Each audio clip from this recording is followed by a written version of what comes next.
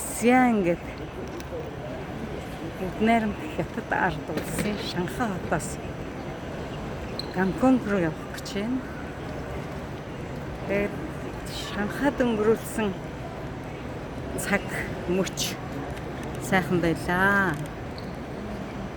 Хамгийн гоё нь юу санагдсан гэхээр мэдээж хэрэг улс эх орны ямар нэгэн хотын үндсэн гоё зүйл байдаг.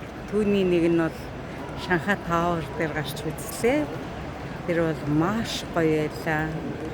За хоёрт нь гэхэд энэ нисэх буудал том юм аа. Томоос гадна гоё юм аа. Гоёос гадна зохион байгуулалттай юм аа. Тэгэл ингээл олон сайхан зүйлийг харлаа үзлээ.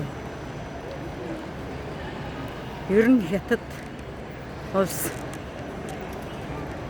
хуулийн мундаг сайн хэрэгждэг учраас хүн ард нь яг л хуулийнхаа зарчмын дагуу гэж явдаг. Яг л хуулиа дагдаг ийм л орны ард түмнийг харлаа.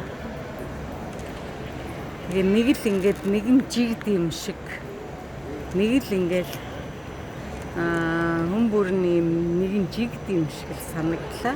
Нэг форумжцсан гэдэг юм уу да.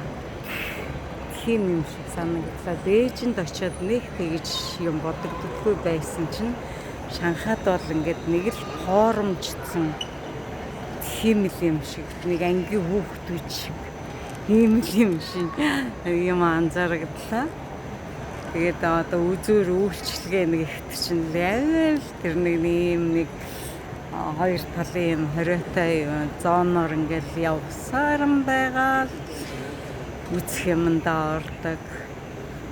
За тэгээд орохын тулд маш их шалгалт шүүлгээл тэгээ маш их цагдаа одоо юу гэдгийг орон нутгийн цагдаа гэдэг юм уу тийм хүмүүс ингэж харагдаж байна. За ингээ ороход бэлэн болж явах шиг байна.